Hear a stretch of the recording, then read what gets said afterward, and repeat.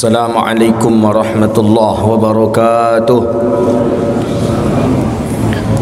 Alhamdulillahilladzi wahabana ni'aman mutanawwi'ah. Masalan ni'matal hayah wa ni'matal aqidatas sahihah. Allahumma salli wa sallim wa barik ala sayyidina Muhammadin ibni Abdillah wa ala alihi wa ashabihi wa man tabi'ahum bi ihsanin ila yaumil qiyamah. Subhanaka la ilma lana illa ma 'allamtana innaka antal alimul hakim. Rabbi yassir wa la tu'assir ya rabbi tamim bi khair. Allahumma salli ala sayyidina Muhammadin al-Fatih lima ughliqa wal khatim lima sabaqa nasiril haqqi bil haqqi والهادي إلى صراطك المستقيم صلى الله عليه وعلى آله وصحبه حق قدره ومقداره العظيم. اللهم فقهنا في الدين وعلمنا التأويل واهدنا إلى صراطك المستقيم. قال المصنف رحمه الله تعالى ونفعنا به وبعلومه وبعلوم مشايخنا في الدارين آمين. فلا يخرج الكبر من قلبك إلا بأن تعرف أن الكبير من هو كبير عند الله تعالى. Ini tentang takabur, tentang sombong. Kata Imam Al-Ghazali rahimahullah, maka tidak akan keluar sombong itu daripada hati engkau kecuali engkau mengenali kesombongan itu. Maksudnya apa? Takkan mungkin hilang saja sombong itu daripada kita kecuali kita kenal siapa yang berhak untuk sombong itu. Siapa yang mestinya yang sombong itu siapa mestinya? Al-kabir man huwa kabiru indallah. Yang cocok sombong itu adalah Allah. Maka dalam hadis qudsi itu dalam apa? Al-kibriya'u li rabbina sifatun bihi. Dalam ta'lim ta'lim. Al-kibriya'u li rabbina sifatun bihi. Al-kibriya, takabbur itu li rabbina sifatun bihi. Itu yang berhak untuk sombong itu adalah Allah. Maka ada yang mengatakan bahawa sombong itu adalah ridai. Rida itu selendang Allah. Maka jangan mencoba memakai selendangnya Allah. Maksud selendang itu adalah kepemilikannya adalah Allah. Jadi yang berhak untuk sombong itu adalah Allah. Jadi kita takkan bisa lari daripada sombong kecuali kita kenal yang berhak untuk sombong itu adalah Allah. Mauqufun ala khatimatin wa huwa mashkukin fiha. Ya, yang dia ini berhenti di atas khatimah, di atas ujung akhir kesudahannya. Jadi nanti di ujung, di kesudahan daripada usia kita, baru kita sadar ternyata aku ni sombong, aku ni tak ada apa-apanya, aku tak berhak untuk sombong. Wahia mashkukum fiha, dan dianya itu mashkuk, yang ragu dan bimbang hatinya dan takut dia nanti meninggal dalam keadaan su'ul khatimah. Jadi ketika sekarang enak kita sombong dengan harta kita, sombong dengan kekayaan kita, baru kita mulai sadar nanti bahwa kita sombong ketika sudah nak mati. Ketika kita akan mati, barulah kita sadar, ternyata aku sombong, dan kita khawatir bahwa kita pun meninggal dalam keadaan su'ul khatimah. An anna takabbura ma'asyakin fiha ala ibadallahi ta'ala fayaqinan wa imanuka fil hal. Dan bahwasanya takabur, sombong engkau beserta ragu terhadap ciptaan Allah, terhadap hamba-hamba Allah, itu akan membawa dirimu kepada su'ul khatimah. Mati tidak membawa iman. Jadi kita sombong akan menganggap orang lain itu di bawah kita. Kita sombong, maka kita ragu dengan orang lain, seolah-olah orang ni tak mampu, kita saja yang mampu. Orang ni takkan bisa, kita saja yang bisa. Ternyata itu bisa membawa kepada su'ul khatimah. Na'udzubillah. maka fayaqinuka nafsika wa fi ghairika bil khairi aw syarr wa imanuka fil hal yatanaqud.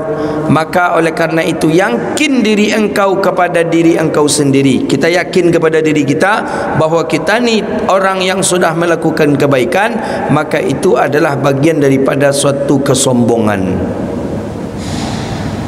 Yakin itu. Kalau ragu masih belum, tapi kalaulah yakin kita ni hebat daripada orang, itu dah sama dengan sombong. Fa inna Allah Ta'ala muqallibal qulub, sesungguhnya Allah Ta'ala yang membolak-balikkan hati, yahdi man yasha, memberi hidayah kepada orang yang Allah kehendaki. Maksud hidayah bagi orang yang Allah kehendaki itu adalah di akhir ajalnya nanti. Maka ada orang itu di ajalnya dengan saadah, dengan kebaikan. Ada orang yang akhirnya dengan su'ul khatimah. Maka wa yudillu man yasha, dan Allah juga memberi sesat kepada orang yang Allah kehendaki. Jadi Allah memberi petunjuk kepada orang yang Allah kehendaki, Allah memberi sesat kepada orang yang Allah kehendaki. Maka hati-hati kita jangan sampai menjadi orang yang sombong, karena orang yang sombong ini adalah orang yang diberikan kesesatan oleh Allah Subhanahu wa ta'ala. Maka kata para ulama,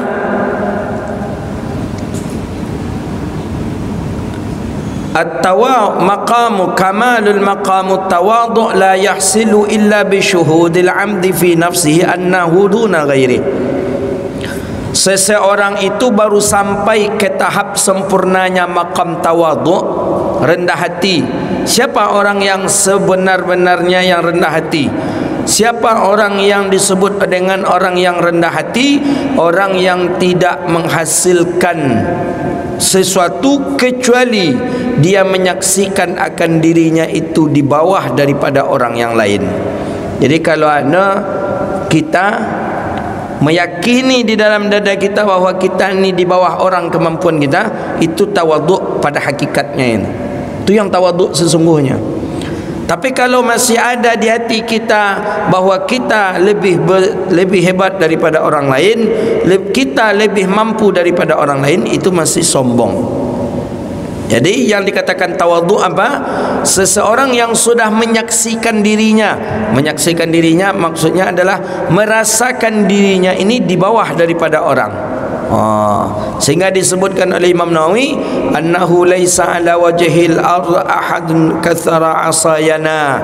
Tidak ada orang di dunia ini yang lebih banyak maksiatnya selain daripada aku. Itu makam tawadhu itu. Mampu nak kita? Tak mampu. Maka kita ni tak tawadhu.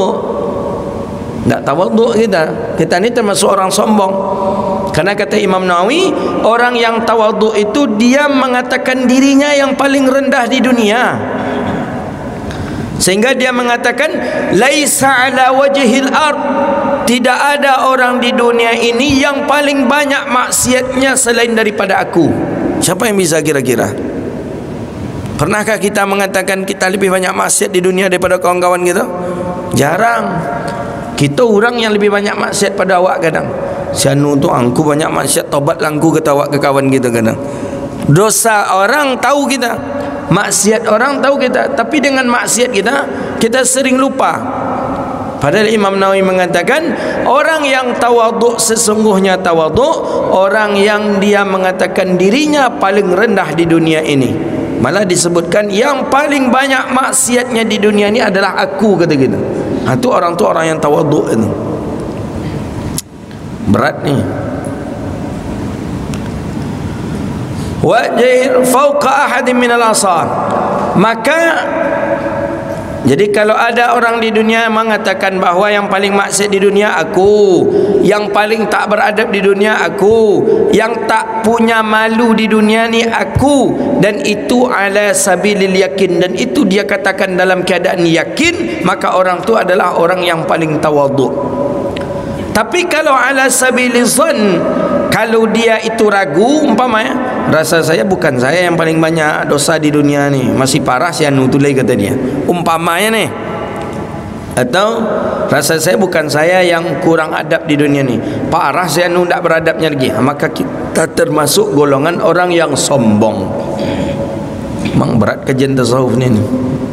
Jadi kita di siko kamu yakin sombong sada di siko. Awak masih menganggap diri kita lebih elok pada orang nampak yang jahat. Ada orang di kampung kita, orang sedang salat Jumat hanya gas-gas orang pasti ada di dalam hati kita, alhamdulillah elok daripada ini wala dia bisa semayang. Apa kata Imam Nawawi? Itu termasuk sombong kita rupanya. Apa kata Imam Nawawi?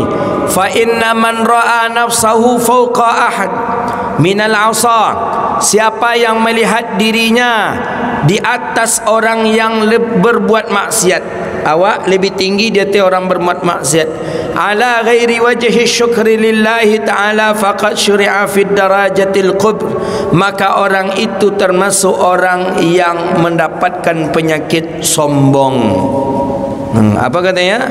Syukurillah, ondai alhamdulillah, alhamdulillah, alhamdulillah awak masih bisa datang Jumat, si anu tu masih duduk di kedai. Alhamdulillah awak masih bisa duduk di pengajian, si anu tu masih gilo dengan maksiatnya.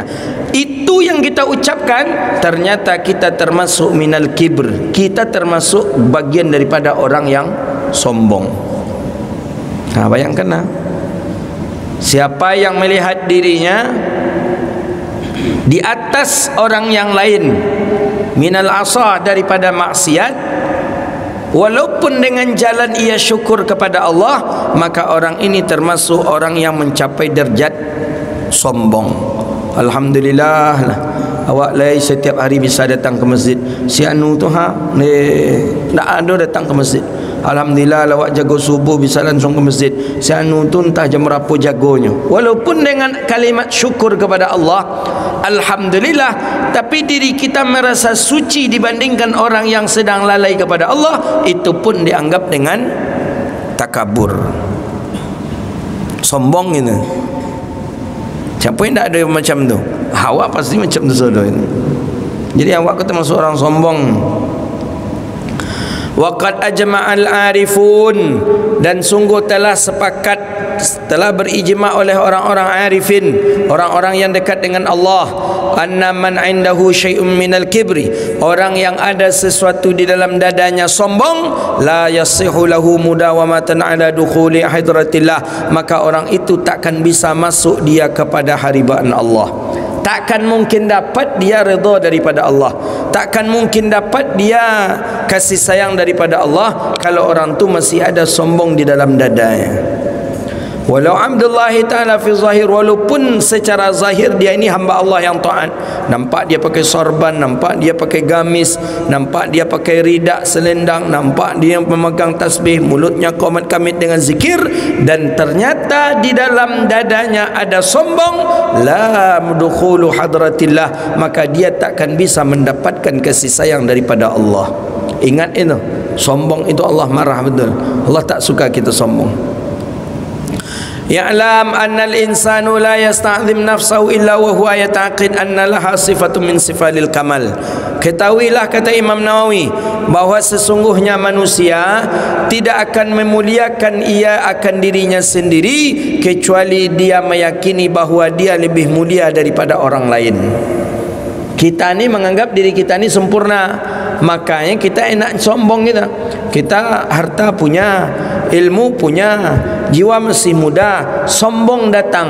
Oh alhamdulillah, kita masih di waktu muda kita masih dapat ke masjid, kita di waktu muda masih bisa duduk di majlis ilmu, alhamdulillah. Itu sianu-sianu tu waktu mudanya tu jahiliyah, datang ke diskotek, datang tempat maksiat, mengucapkan kalimat itu bagian daripada suatu kesombongan. Fal asbabul kibri sab'atun, maka bermula sebab-sebab sombong itu ada 7. Asbab seseorang tu sombong, seseorang tu disebut dia sombong, ada 7 penyebabnya. Mana dia? Pertama, al-awwalu al-ilm. Penyebab sombong yang pertama adalah ilmu. Ilmu penyebab sombong pertama. Maka ketika seseorang seorang diberikan ilmu, dia kebiasaannya dia selalu sombong. Maka iblis dicoba untuk diberikan ilmu kepada iblis. Dengan ilmunya dia beribadah, dan ternyata iblis sombong. Apa kata Nabi SAW? Afatul ilmal khuyala, penyakit ilmu itu adalah sombong, angkuh. Maka ilmu takkan bisa masuk ke dalam dada orang yang sombong. Ini saya membuktikan ini, seperti yang saya kisahkan kemarin ini. Ada senior-senior kita yang lama kuliah di Al-Azhar, bertahun-tahun masih tingkat 1. Kenapa? Karena sombong, menyepelekan. Saya kitab ini biasa saya ajar. Di Indonesia saya sudah ngajar kitab ini. Di sini saya belajar lagi. Malaslah, saya tidur-tidur saja, kata dia. Sombong. Allah takkan berikan ilmu kepada orang yang sombong. Maka kata Nabi SAW, afatul ilmin khuyala, penyakit ilmu itu adalah sombong, dan ilmu tidak akan diberikan kepada orang-orang yang sombong. Maka hati-hati kita yang berilmu, yang punya ilmu, jangan sampai sombong. Ingat, al-ilmu minallah, ilmu itu daripada Allah. Allah yang mentakdirkan, Allah yang memberikan ilmu kepada kita. Apa hakikat daripada ilmu? Wal ilmul haqiqi, hakikatnya ilmu itu huwallazi ya'riful insanu bihi nafsahu, bihi nafsahu, seseorang yang mengenal dia akan dirinya sendiri dan mengenal dia akan Tuhannya. Maka itulah hakikat daripada ilmu. Jadi ilmu itu yang sebenar, ilmu itu yang dia kenal dengan dirinya sendiri, kemudian dia kenal dengan Tuhannya. Itulah ilmu yang hakikatnya. Jadi kalau kita sudah tahu dengan diri kita, kita takkan sombong. Kalau kita sudah tahu dengan siapa diri kita, takkan sombong kita. Kita ni hamba Allah, diciptakan dari yang hina, cairan yang hina, keluar dari tempat yang hina, akan dikuburkan pula di tempat yang paling dasar, yang biasa dipinjak oleh orang, tanah. Apa yang harus kita sombongkan hidup di dunia? Maka ilmu hakikat adalah alladzi ya'riful insanu bihi nafsi, orang yang dia kenal dengan dirinya dan kenal dia dengan Tuhannya, maka orang itu sudah mencapai maqam ilmu hakikat dunia.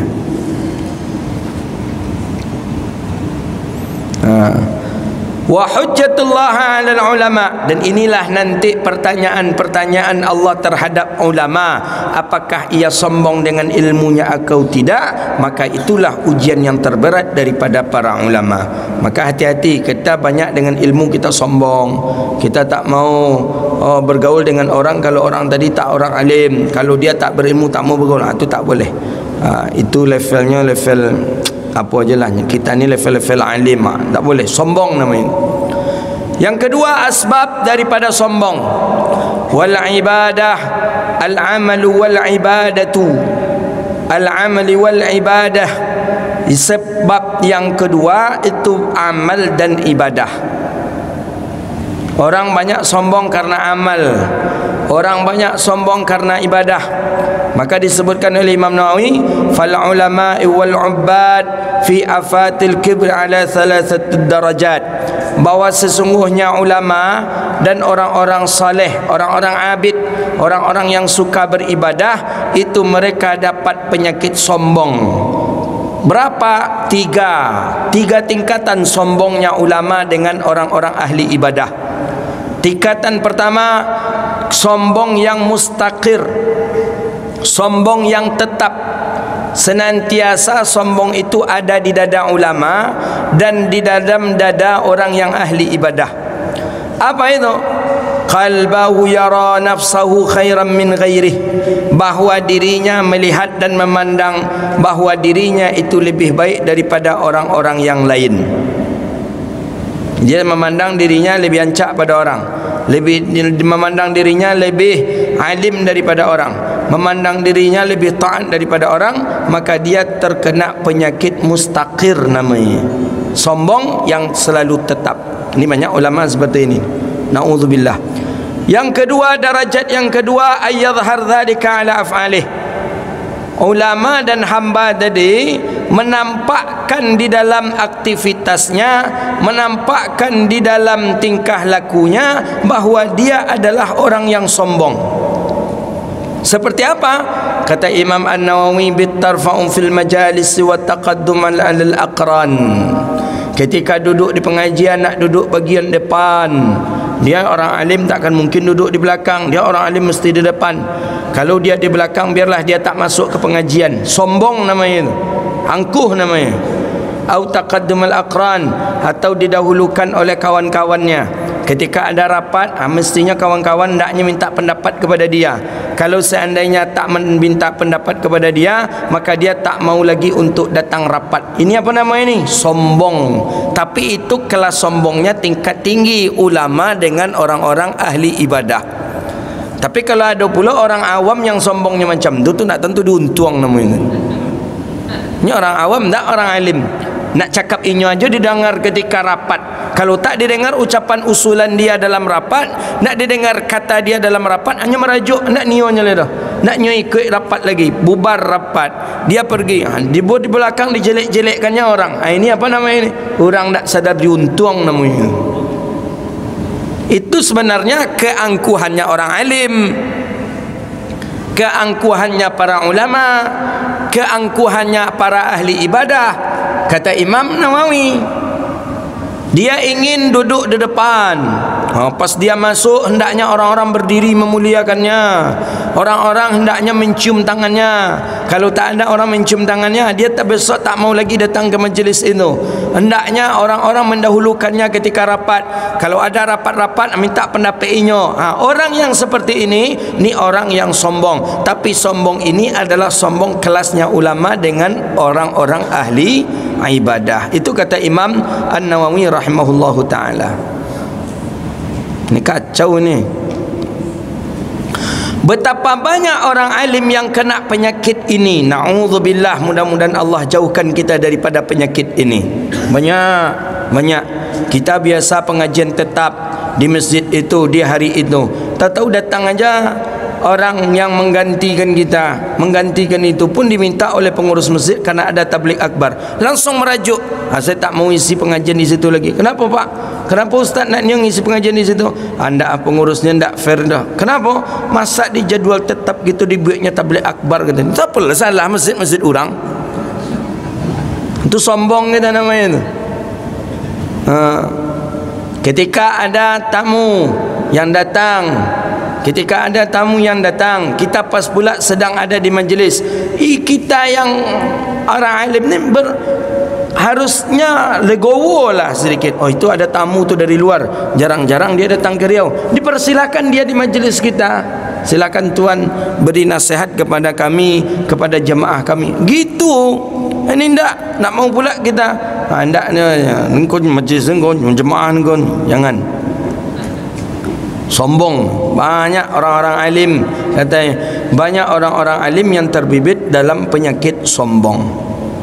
Kemudian darajat yang ketiga, orang abid, orang ahli ibadah dan ulama tadi kena penyakit sombong, ayyudharal kibra ala lisanih, bahawa dinampakkanlah kesombongan itu ala lisanihi, dengan daripada lidahnya. Jadi nampak di lidahnya. Saya pernah berguru kepada Syekh fulan. Jadi saya ni, sanad saya ni lebih tinggi daripada sanad Sianu. Ni tak boleh ni. Ni termasuk sombong ini. Atau Sianu tu belum apa-apanya dengan saya. Saya ni doktor ni. Sianu tu cuman seage. Sombong orang yang seperti ini. Itu kebanyakan kesombongan itu dari mulutnya orang-orang alim. Na'udzubillah. Bahaya. Jadi jangan kira orang alim tak ada sombong, ada. Jangan kira orang ahli ibadah tak ada sombong, ada. Ni dia kata Imam Nawawi, dia sombong darjat pertama itu selalu sombong tu ada di dalam hatinya bahwa dia lebih baik daripada orang. Kedua, bahwa dia nampakkan dengan perbuatannya dia sombong, ingin duduk di depan, kalau berbicara ingin didahulukan, ketika rapat minta pendapat ke dia dan dia ingin memutuskan. Ni daripada sombong yang dinampakkan dengan af'al. Ada sombong dinampakkan dengan lisan, lidah. Kalau nak berbicara selalu meninggi. Syekh ini, kitab itu itu, saya sudah khatam itu kitab itu, saya hafal kitab yang dibaca fulan itu di depan orang ramai, tapi itu bagian daripada suatu kesombongan. Na'udzubillah.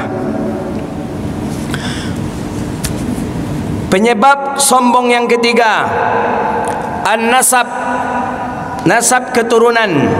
Falladhi lahu nasabus syarif. Ini kebanyakan juga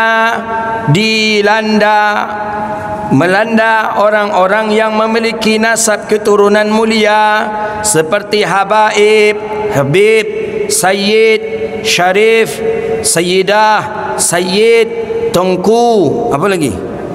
Raja. Hati-hati, kata Imam Nawawi, disitulah banyak orang ini terjebak dalam masalah sombong. Sombong apa? Sombong nasab. Saya ni keturunan Habaib ini, kada macam-macam. Saya ni keturunan Tengku ni, saya ni keturunan Raja ni, saya ni keturunan Sayyid ni. Hati-hati. Maka di sini disebutkan yang membedakan manusia mulia di sisi Allah laisa nasaban, tidaklah nasab, akan tetapi yang memuliakan, yang membedakan manusia di sisi Allah adalah amalnya. Amal manusia, ketika amalnya mulia maka dia mulia, ketika amalnya hina maka dia menjadi hina. Yang keempat, asbab seseorang tu sombong adalah jamal, ganteng, gagah, jamilah, cantik. Hati-hati. Maka kalau menengok riwayat, menengok ibarah itu lebih ancak nak ganteng lagi. Kenapa? Kalau ganteng ku berat bisa ria kita. Apalagi kalau duduk di dekat kawan, alah kulit kawan ku hitam ke sedonyo, hidung pesek pula lah. Awak hidung awak mancung, kulit awak lemak cilak sekata. Tentu di dalam hati awak mandang awak ke kawan, mandang ke kawan, mandang kawan. Tu kecil hati awak, di antara kawanan banyak kau, denam paling gagah ngahnya. Hati-hati itu, bahaya itu. Kecantikan, ketampanan itu bahaya, bahaya sekali. Maka Nabi Yusuf ketika itu sempat, Nabi Yusuf itu berbicara dengan dirinya, kenapa aku Allah takdirkan dengan seganteng ini? Pernah ketika itu Nabi Yusuf ketika itu, sehingga ada yang dalam riwayat itu ditegur Nabi Yusuf. Nabi Yusuf dengan mengucapkan itu, ternyata Nabi Yusuf itu bagian daripada sombong rupanya. Apalagi kita yang lama-lama di kaca, lama di cermin, lama di kaca, tengok diri, alhamdulillah ganteng gagah gitu. Hati-hati itu, jamal.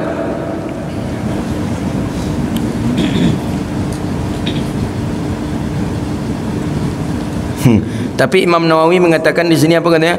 Wa aktsara ma yajri bainan nisa. Ini banyak berlaku kepada perempuan. Makanya perempuan tu banyak, kalau perempuan tu lah memuji dirinya, memang handsome, memang hancak dan gogo kan, keciknya umpama kan, padusi tu lah sombongnya namanya. Khairul dari tadi le sibuk je mau taati nak habis pula lagi. Kenapa nak keluar suaranya? Udah jangan pakai lagi, jual aja besok lagi. Tiap mengaji nak habis waktu lagi, masang lagi. Mana? Dah. Lama. Dah. Jual. Beli yang baru. Wa illam yakun nafsahu kama. Jadi yang kelima, yang keempat baru jamal, gagah, ganteng. Hati-hati itu, cantik, bisa daripada membuat kita daripada sombong. Tapi Imam Nawawi tahu betul dia, kebanyakan ini berlaku pada perempuan katanya. Jadi perempuan itu memang banyak yang sombong dengan kecantikannya, banyak yang angkuh dengan kecantikannya. Apalagi kalau tantu pulunya ancak, itu nak ada itu. Kalau berjalan di muka laki-laki, pas macam itik pulang petang. Itik pulang petang, ada orang tu kan menggak-enggak jalan-jalan. Kalau nya sadar dirinya ancak. Kebanyakan berlaku pada perempuan, kata Imam Nawawi. Yang kelima, asbab seseorang tu sombong al-mal. Mal, harta. Harta. Kata Imam Nawawi, wa dzalika yajri bainal muluk. Ini banyak berlaku para raja dan orang-orang bangsawan, dan di antara tujar, ya, orang-orang kaya lah yang selalu mempamer-pamerkan hartanya. Setiap sebulan tahu di halaman Facebooknya nyefoto jo rumahnya, nyefoto jo kebun sawitnya, nyefoto jo apa lagi, mobilnya, difoto pula lagi, ya banyaklah segala macam hartanya dia foto, dia masukkan ke Facebook, dia masukkan ke WhatsApp. Itu termasuk asbab daripada seorang menjadi takabur, sombong. Yang keenam, quwwah, kuat, kekuatan. Maka ini biasanya adalah orang-orang muda, anak-anak muda. Nengok apa-apa togak lah payah, apa-apa togak dapat tadi. Kalau apa ni nak ingin berdiri dengan dua tangannya. Anak muda tadi, mak muda itu orang tua tu kan payahnya togak kata dia. Lemah dia kata. Itu tu bagian dari kesombongan. Jadi kekuatannya yang banyak sombong adalah orang-orang anak-anak muda. Yang ketujuh, yang terakhir, penyebab banyak sombong adalah al-itba' wa talamidha wal aqarib. Orang-orang yang banyak pengikut.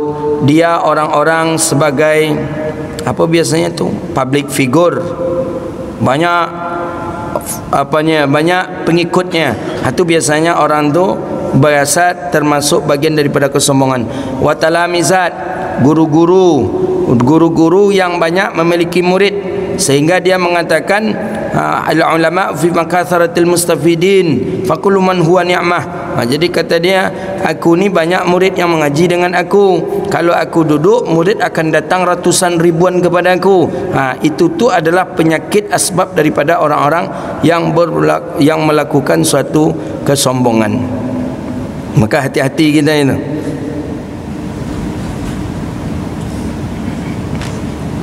Maka orang alim dia sombong dengan ilmu, amal dan ibadahnya. Orang kaya sombong dengan hartanya. Bangsawan sombong dengan nasab keturunannya. Anak muda sombong dengan kekuatannya. Dan orang-orang yang banyak pengikut akan sombong dengan ikutan atau kemegahan yang ia miliki. Maka hati-hati, 7 inilah bagian daripada asbab seseorang itu sombong. Wal akhbaru fil hasad wal kibri wal riya. Dan hadis tentang hasad, tentang sombong, tentang riya, tentang ujub itu banyak, kata Imam Ghazali. Fayakfika fiha, maka cukuplah dengan hadis yang satu ini saja. Jami' ini maksudnya sudah terkumpul dalam satu hadis ini makna hasad, makna sombong, makna riya, makna ujub. Mana dia? Faqad ruya Abdullah ibni Mubarak, hadis daripada Abdullah ibni Mubarak dengan isnadnya an rajulin, daripada seorang laki-laki yang bernama Khalid ibni Ma'dan. Annahu, Khalid bin Ma'dan berkata kepada Mu'az bin Jabal. Apa kata dia ke Mu'az bin Jabal? Ya Mu'az, haddatsani hadisan sami'tahu min Rasulillah sallallahu alaihi wasallam. Ya Mu'az, tolong ceritakan kepada aku satu hadis saja yang engkau pernah dengar dari Rasulullah sallallahu alaihi wasallam. Qala fabaqiya Mu'az. Mendengar pertanyaan Khalid bin Ma'dan tadi, Mu'az menangis. Hatta dhanantu annahu la yaskut. Aku menyangka bahwa Mu'az ini tidak diam. Kemudian dia diam. Ketika dia diam, kemudian Mu'az ini berkata, apa kata Mu'az? Wa ashwaquhu ila Rasulillah. Aku sangat merindukan Rasulullah sallallahu alaihi wasallam dan ingin berjumpa dengan Rasulullah, kata Mu'az. Qala, kemudian Mu'az melanjutkan ucapannya, sami'tu Rasulullah sallallahu alaihi wasallam. Aku mendengar Rasulullah sallallahu alaihi wasallam yaqul, Nabi berkata. Apa kata Nabi? Nabi berkata kepadaku, kata Mu'az, ya Mu'az, inni muhaddithuka bihadithin. Aku akan bercerita kepada engkau dengan satu ucapan, dengan satu hadis. In anta hafaztahu nafa'aka indallah. Kalau engkau menghafal satu hadis ini, maka engkau mendapatkan manfaat daripada Allah.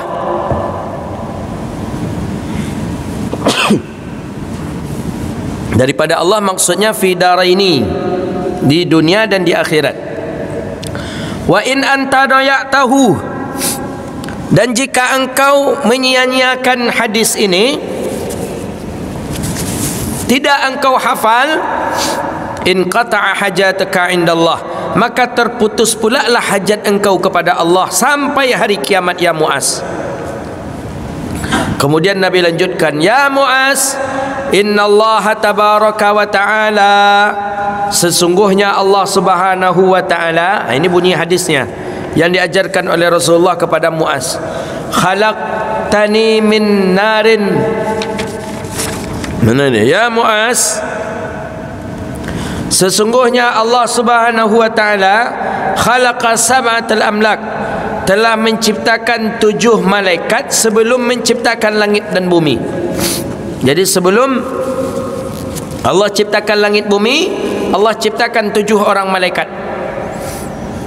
Faja'ali kulli sama, aku jadikan malaikat ini di setiap langit yang 7 itu 1 orang malaikat dengan menjaga 1 pintu. Makanya belum ada sejarah orang yang sampai ke langit kecuali cuma Nabi Muhammad. Maka dengan ilmu apa nama, ilmu astronom namanya sekarang itu, ada orang sampai ke bulan, ada orang sampai ke planet. Sekarang bulan tu dalam langit, dia tu di luar langit. Kalau dia dalam langit berarti dia melewati pintu ni. Berarti dia melewati pintu dan dia berjumpa dengan para malaikat. Banyak hadis, baik hadis tentang Isra Mi'raj, setiap langit ada pintu, setiap pintu ada penjaganya. Hadis ini begitu juga, setiap pintu, setiap langit ada pintu, setiap pintu ada malaikat yang menjaganya. Malakan bawaba 'alaiha fatas'ida hafizatun bi'amalil 'abdi bidhini yusbih. Malaikat ini selalu menjaga amalan seorang hamba. Yang beramal di waktu subuh dia jaga sampai nanti waktu sore. Orang yang beramal di waktu sore dijaga oleh malaikat ini sampai waktu subuh. Lahu nur kanur syams, baginya seperti cahayanya matahari. Hatta iza sa'adat bihi ila sama'id dunya, sampai naik amalan itu ke atas dunia, amalan itu terus dijaga oleh malaikat. Wa kasarat, dan banyak amalan itu. Fayaqulul malaikatul muwakkil biha lil hifzah. Kemudian ada orang yang beramal dengan amalan yang bagus sekali, yang baik sekali amalannya, kemudian diangkat amalannya itu ke atas langit. Wa adribu bihadzal amal, kemudian malaikat berkata, apa kata malaikat? Lemparkan amalannya itu ke wajahnya. Lemparkan amalan itu ke wajahnya. Kata malaikat, sahibuhu ana sahibul ghibatil amarani rabbi alla ad'u amalan man igtaban nas.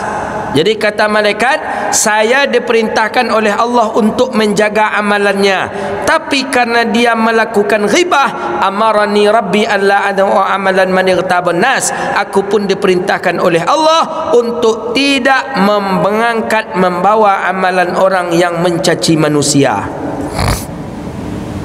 Yujawidhuni ila ghairi qala thumma ta'ti handhala bi'amalin salih min amalil amdi lahu nur. Itu pertama. Jadi hadis ini panjang sekali.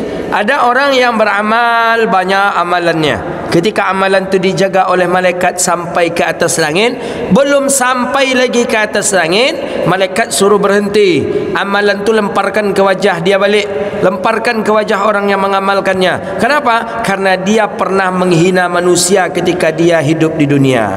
Ketika dia di dunia dia menghina manusia, ketika dia di dunia dia mencaci maki manusia, lemparkan ke dia. Akhirnya amalan tadi tak jadi naik ke atas. Hati-hati kita, jangan sampai menghibah muka aib orang. Kemudian Ada orang dengan melakukan amalan saleh seperti cahaya, amalannya banyak sekali, sampailah ke langit yang kedua. Fa yaqulu lahum malaikah al-muwakkil bihaqifu, kata malaikat, tunggu, berhenti dulu, kata malaikat. Wadribu bihadzal amali wajih, lemparkan lagi amal itu ke wajah orangnya. Arada bi amalil ardid dunya, karena dia beramal karena ingin mendapatkan dunia. Ana malikul fakhran, bahwa aku adalah malaikat yang ditugaskan untuk menjaga amalan tadi, tapi karena dia sombong, aku diperintahkan Allah untuk tidak menaikkan amalannya. Jadi hadis ni panjang sekali. Ada lagi orang yang sedang beramal saleh, seperti cahaya tadi juga, tapi amalan dia sedekah, wassalah dan salat, wasiyam dan siam. Qad a'jabal hafadhah fayajawidhu bihi ila sama'i salisa fayaqulu lahum malaik al-muwakkil biaqifu, berhenti lagi. Wadribu bihadzal amal wajh sahibi, lemparkan lagi kepadanya.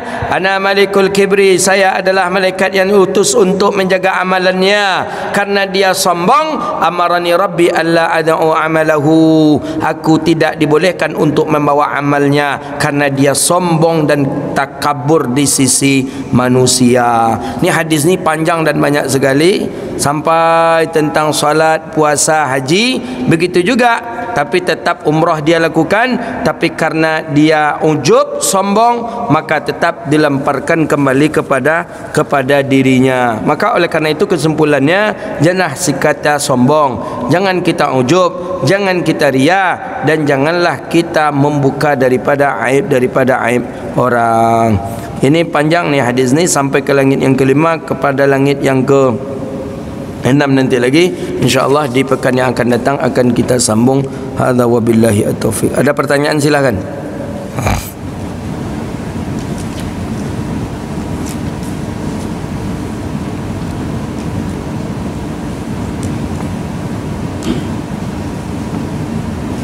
Silakan. Assalamualaikum warahmatullahi wabarakatuh.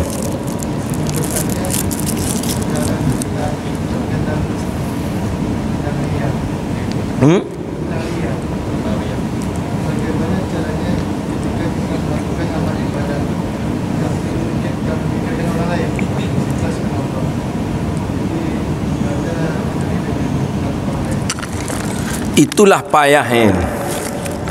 Bagaimana kita ibadah agar jangan kita memikirkan orang lain.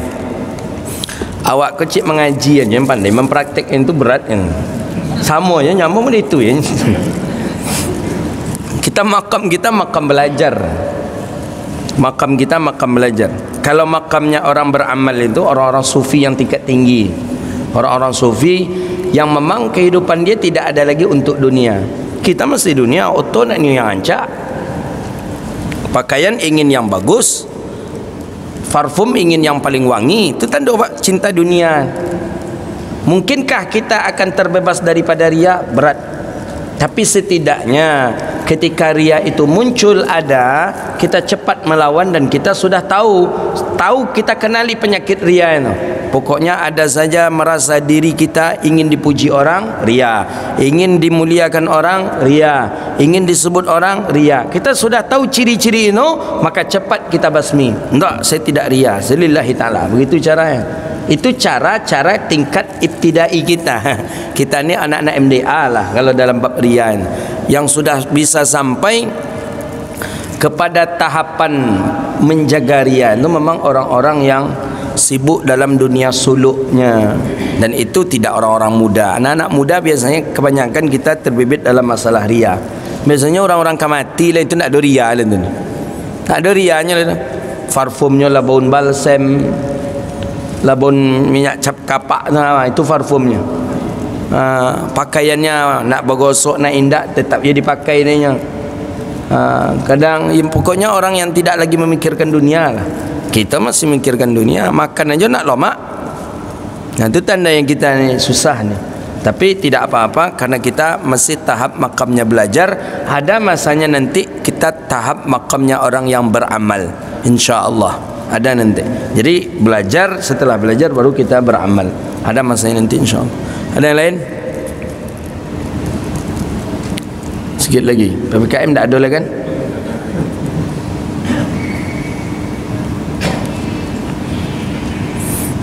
Tak ada. Kalau nak ada tu lah mantap tu, tak bisa sombong esok lah. Jangan sombong juga kita lagi, menganggap diri kita lebih elok daripada orang tak ulama. Sedikit lagi selesai kita kitab Bidayatul Hidayah ini.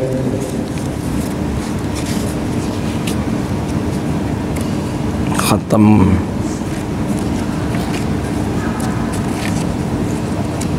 Sekarang Safar belum? Masih Muharram, Safar, Rabiul Awal. Terkejar nak Rabiul Awal khatam? Kalau Rabiul Awal terkejar khatam, kita bawa masyaikh kita dari, ya kalau bisa Syekh Nuruddin kita bawa. Kalau enggak Ki Ahmad Busiri ya, Ki Ahmad Busiri kita bawa. Ini terkejar ini insyaAllah. Terkejar insyaAllah di Rabiul Awal, di Maulid Nabi insyaAllah terkejar. Hadza wabillahi taufiq. ربنا آتنا في الدنيا حسنة وفي الآخرة حسنة وقنا عذاب النار اللهم فقهنا في الدين وعلمنا التأويل واهدنا إلى صراطك المستقيم ربنا هب لنا من لدنك رحمة وهيئ لنا من أمرنا رشدا اللهم أعز الإسلام والمسلمين اللهم انصر المسلمين في كل مكان يا رب العالمين اللهم أرنا الحق حقا وارزقنا اتباعه وأرنا الباطل باطلا وارزقنا اجتنابه ربنا إننا آمنا فاغفر لنا ذنوبنا وكفر عنا سيئاتنا وتوفنا مع الأبرار ربنا آتنا في الدنيا حسنة وفي الآخرة حسنة وقنا عذاب النار وصلى الله على نبينا محمد وعلى آله وصحبه أجمعين والحمد لله رب العالمين. Demikian, mohon maaf wabillahi taufiq wal hidayah wa ridha wal inayah. Assalamualaikum warahmatullahi wabarakatuh.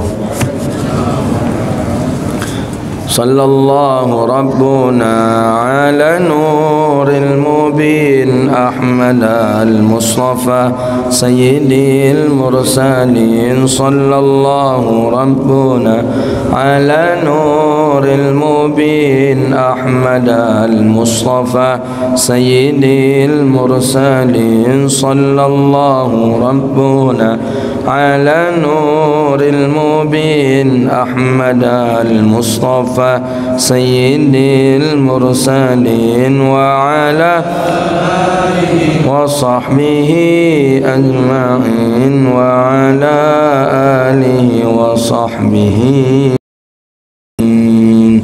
الحمد لله رب العالمين. السلام عليكم ورحمة الله وبركاته.